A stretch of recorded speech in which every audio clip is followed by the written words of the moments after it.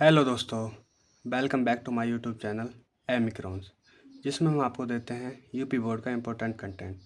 तो आज की वीडियो है physics, class 12th physics important topics in for your chapter. ठीक है, तो हमारी क्लास 12th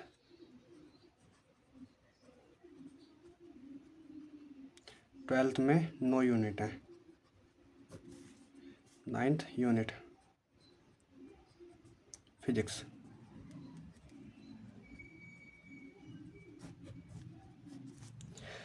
फिजिक्स के पूरे सिलेबस में हमारी 9 यूनिट है, जिसमें से हम देखेंगे कि कौन से यूनिट में कौन कौन से क्वेश्चंस या टॉपिक्स इम्पोर्टेंट हैं, जिसकी हम प्रिपरेशन करके यूपी बोर्ड में अच्छे नंबर ला सकें। ठीक है, तो चलते हैं। फर्स्ट देखते हैं हम यूनिट 1। ठीक है, तो इसका सब में इम्पोर्टेंट क्वेश्चन है। पहला, कूलॉम का नियम। ये हर बार पेपर में आता है और आपको ये तैयार करना चाहिए। ठीक है। सेकंड है, विद्युत द्विध्रुव के लिए निरक्षीय और अक्षीय स्थिति में विद्युत क्षेत्र की तीव्रता ज्ञात करना। ये भी मोस्ट इम्पोर्टेंट है। ये अक्षीय ज़्यादा आता है, निरक्षीय के कंपैरिजन में अक्षय ज़्यादा आता है। तो आपको दोनों ही प्रिपेयर करने हैं, जो आपका एक भी क्वेश्चन यूपी बोर्ड में छूटे नहीं। ठीक है, नेक्स्ट चलते हैं हम। द्विध्रुव पर लगने वाला बलयुग्म आघूर्ण का फॉर्मूला। ठीक है, नेक्स्ट, विद्युत क्षेत्रीय तीव्रता। ये शॉर्ट में है पर ये आती हर बार है। नेक्स्ट चलते हैं हम, गॉस का नियम को सिद्ध करो। ये क्वेश्चन हर बार आता है। मोस्ट वांटेड है, मोस्ट वांटेड। ये हर बार आपको यूपी बोर्ड के पेपर में, क्लास 12th के फिजिक्स के पेपर में मिल जाएगा, या ये नहीं मिलेगा तो इसके अनुप्रयोग मिल जाएंगे। अनुप्रयोग जैसे लंबे तार के लिए या समतल पृष्ठ के लिए। ठीक है, अगला है हमारा विद्युत फ्लक्स। इसको भी आपको तैयार करना है। आगे चलते हैं। मोस्ट वांटेड में अगला क्वेश्चन है हमारा, समांतर प्लेट संधारित्र की धारिता का व्यंजन। ठीक है, ये भी मोस्ट वांटेड है और यूपी बोर्ड में हर बार आता है और लॉन्ग क्वेश्चन में आता है। आगे चलते हैं हम, संधारित्र की धारिता शॉर्ट में और विद्युत विभव ये भी शॉर्ट में।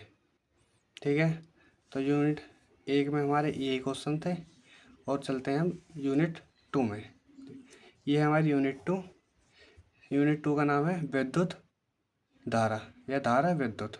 ठीक है, इसका मोस्ट इम्पोर्टेंट क्वेश्चन आता है, अपवाह वेग के आधार पर ओम का नियम को सिद्ध करो। ठीक है, ओम का नियम ये मोस्ट वांटेड है और हर बार पेपर में आता है। ठीक है, अगला है अनुगमन वेग और धारा आई के बीच में संबंध। ठीक, अनुगमन वेग और अपवाह वेग एक ही होता है, ये बस नाम में डिफरेंस है। ठीक है, आगे चलते हैं। अपवाह वेग क्या है या अनुगमन वेग क्या है। ठीक है, इसकी डेफिनेशन आपको तैयार करके ले जानी है, जो आपको यूपी बोर्ड में कोई दिक्कत नहीं आए। ठीक है, आगे मोस्ट इम्पोर्टेंट में आता है किरचॉफ लॉ के दोनों नियम। किरचॉफ, ये दोनों नियम आपको तैयार करने हैं, जिससे आपकी तैयारी बढ़िया तरीके से हो जाए। ठीक है, आगे है व्हीटस्टोन सेतु, इसको भी आपको देख लेना है। ठीक, थर्ड यूनिट हमारी विद्युत धारा का चुंबकीय प्रभाव तथा चुंबकत्व। इसमें हमारा सब में इम्पोर्टेंट क्वेश्चन है बायो सेवार्ट का नियम और उसका अनुप्रयोग। ये तो आता ही आता है, या तो बायो सेवार्ट का नियम आ जाएगा या इसके अनुप्रयोग आ जाएंगे, तो आपको इसकी तैयारी सही तरीके से करनी है। ठीक है, तो नेक्स्ट चलते हैं हम। आता है हमारा एम्पियर का परिपथीय नियम। ये कुछ क्वेश्चन ऐसे हैं जो आते ही आते हैं, जैसे ये एम्पियर का परिपथीय नियम, बायो सेवार्ट का नियम, ये हमारा ऊपर था ये गॉस का नियम या इसके अनुप्रयोग दोनों, ये समांतर प्लेट संधारित्र, ये लॉन्ग क्वेश्चन है और ये हर बार रिपीटेड होते हैं। ठीक है, इसमें ये व्हीटस्टोन सेतु, किरचॉफ लॉ।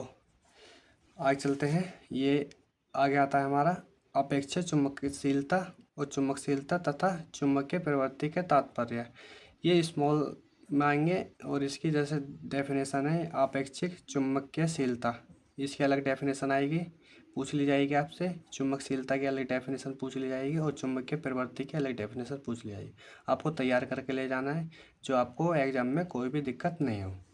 ठीक है, आगे चलते हैं हम। यूनिट 4 विद्युत चुम्बकीय प्रेरण। ठीक है, तो इसका इम्पोर्टेंट है विद्युत चुम्बकीय प्रेरण में लेंज का नियम। ठीक है, चैप्टर का नाम ही विद्युत चुम्बकीय प्रेरण है, तो पहले कर लेना आप इसकी विद्युत चुम्बकीय प्रेरण की डेफिनेशन कि क्या होता है। और इसमें आता है मोस्ट इम्पॉर्टेंट लेंज का नियम। ठीक है, ये आपको प्रिपेयर करके ले जाना है। नेक्स्ट आता है स्वप्रेरण गुणांक की परिभाषा, ये शॉर्ट में आएगी। और परिनालिका के स्वप्रेरण का सूत्र, ये लॉन्ग का क्वेश्चन है कि स्वप्रेरण का सूत्र, ये आपको ये ऐसा दे देगा कि सिद्ध करो, ये आपसे कह देगा कि स्वप्रेरण का सूत्र लिखो। ठीक है, नेक्स्ट आता है ट्रांसफॉर्मर। ट्रांसफॉर्मर का सिद्धांत, ये कैसे कार्य करता है। ठीक है, ये भी इम्पोर्टेंट है। नेक्स्ट चलते हैं हम यूनिट 5। यूनिट 5 का नाम है विद्युत चुम्बकीय तरंगे। ठीक है, इसका पहला क्वेश्चन है विद्युत चुम्बकीय तरंग क्या है या ये कैसे उत्पन्न होती हैं। ठीक है, ये मोस्ट वांटेड है और इसको आपको तैयार करना है। ठीक, नेक्स्ट आता है विद्युत चुम्बकीय स्पेक्ट्रम में सबसे अधिक तथा कम तरंगदैर्घ्य का नाम लिखो। ठीक है, ये आपको तैयार करके ले जाने हैं। ये जो मैंने आपको सभी क्वेश्चन बताए ये मोस्ट वांटेड है और हर बार रिपीटेड होते हैं, ये रेगुलर आ रहे हैं यूपी बोर्ड के क्लास 12 के फिजिक्स के पेपर में, ये रिपीटेड क्वेश्चन है। ठीक, आज चलते हैं हम यूनिट 6 प्रकाशिकी। ठीक है, प्रकाशिकी में आता है पहला हमारा प्रकाश का अपवर्तन। ठीक है, और उसके नियम, अपवर्तन के साथ उसके नियम भी याद करने होंगे आपको, जब भी आपको पूरे मार्क्स मिल सकते हैं। ठीक है, यदि आप चाहो कि आप प्रकाश का अपवर्तन लिखे हो, उसके नियम भी लिखने चाहिए। ठीक है, इससे टीचर्स पर ज़्यादा इफेक्ट पड़ता है और आपको वो अच्छे नंबर देते हैं। ठीक है, नेक्स्ट आता है क्रांतिक कोण। आगे चलते हैं, संपर्क में रखे दो पतले लेंसों के बीच फोकस दूरी, ये भी इम्पोर्टेंट है।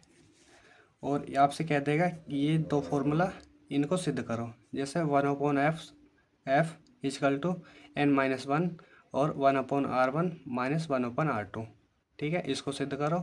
और ये sigma m equal to n-1 a, इसको सिद्ध करो। ये मोस्ट वांटेड है, हर बार आते हैं, तो आपको इसे कर लेना है। ठीक है, मोस्ट वांटेड में अगला आता है निकट दृष्टि दोष और दूर दृष्टि दोष और इसके निवारण। ठीक है, ये तो मोस्ट वांटेड है।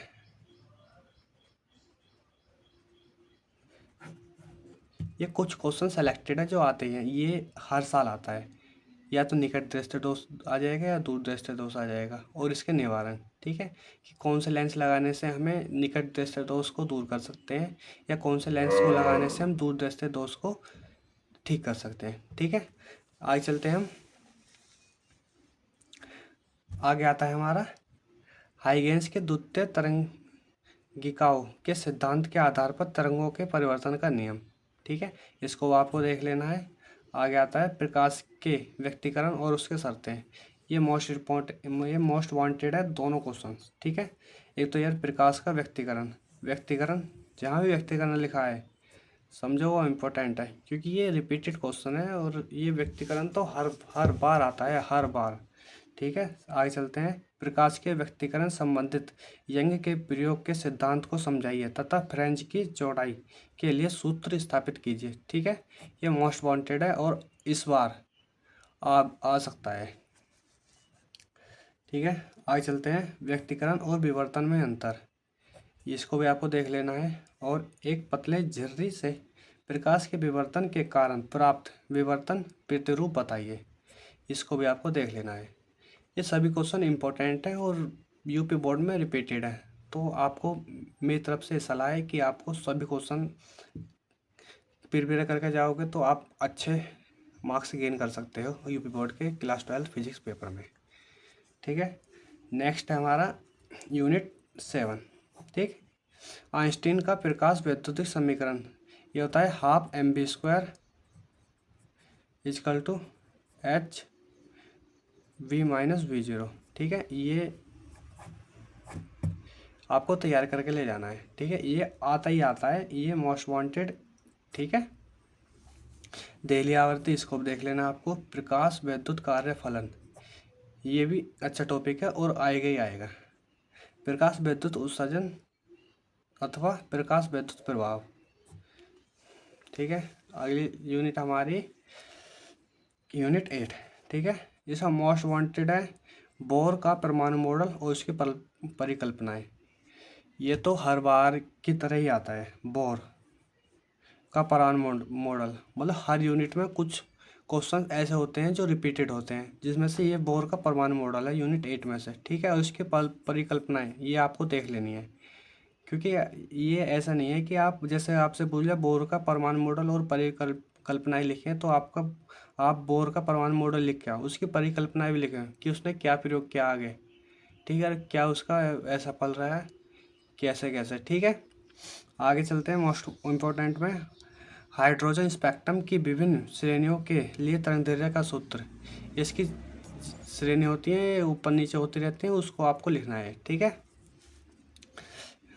नेक्स्ट हमारा संभारिक तथा समस्थानिक, इसकी डेफिनेशन लिखनी है या इसका आ सकता है इसमें अंतर, ये आपको देख लेना है।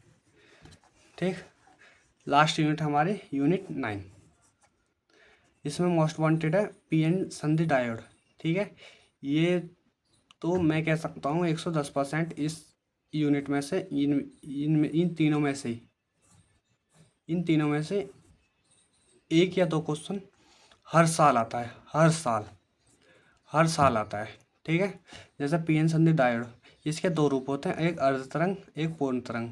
ठीक है, एक मतलब ये ऐसे रहता है तो एक आधा हिस्सा और एक आधे हिस्से को कवर करता है। ठीक है, पीएन जंक्शन।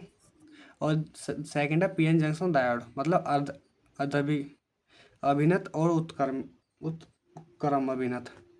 ठीक है, इन तीनों को आपको देख लेना है, चालक अचालक अर्धचालक। इसमें आपको डिफरेंस पूछ लेगा, अंतर, या इसकी परिभाषा पूछ लेगा।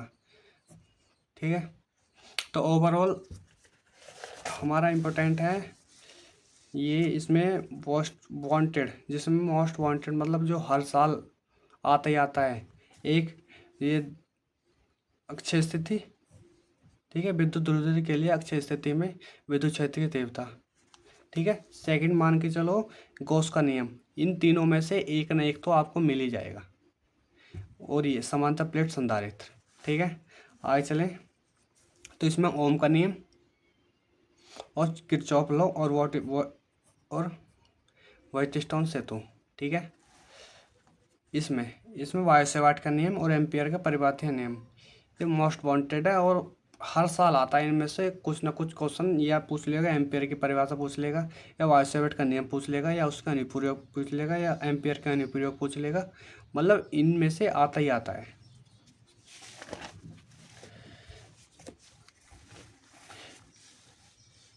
इसमें से सुपरेन सूत्र और लेंस का नियम। ठीक है, ट्रांसफार्मर को आप एक बार पढ़ लोगे तो आपको बेहतरीन तरीके से याद हो जाएगा। ठीक, इसमें ये विद्युत चुम्बकीय तरंगे क्या है, ये यहाँ तक शॉर्ट बन सकता है। ये कैसे उत्पन्न होती है, ये यहाँ से लॉन्ग बन सकता है। ठीक है, तो आपको इसकी तैयारी करके जानी है। इसमें आपको ये दो मोस्ट वांटेड, ठीक है, प्रकाश का अपवर्तन और उसके नियम मोस्ट वांटेड। और ये तो मैं कह रहा हूँ ये तो आएगा ही आएगा, ये 110% मैं भरोसा दिलाता हूँ आपको। आगे ये दो व्यक्तिकरण वाले। ठीक है, और ये आइंस्टीन का half mv² n v minus v zero. ठीक है, और इसमें आता है ये रहा बोर का परमाणु मॉडल और इसकी परिकल्पनाएं। ठीक है, और ये हाइड्रोजन स्पेक्ट्रम के विभिन्न श्रेणियों के लिए तरंगदैर्घ्य के सूत्र। ठीक है, ये मोस्ट वांटेड है, हर बार आते हैं हर बार। नेक्स्ट इन तीनों में से मैं तीनों को ही करने की सलाह दूंगा आपको, क्योंकि इसमें से भर भर के क्वेश्चन आते हैं। ठीक है, तो आपको मेरी वीडियो अच्छी लगी हो तो चैनल को सब्सक्राइब करें, वीडियो को लाइक करें, शेयर करें, कमेंट करें। आपसे मिलते हैं एक और नई वीडियो में।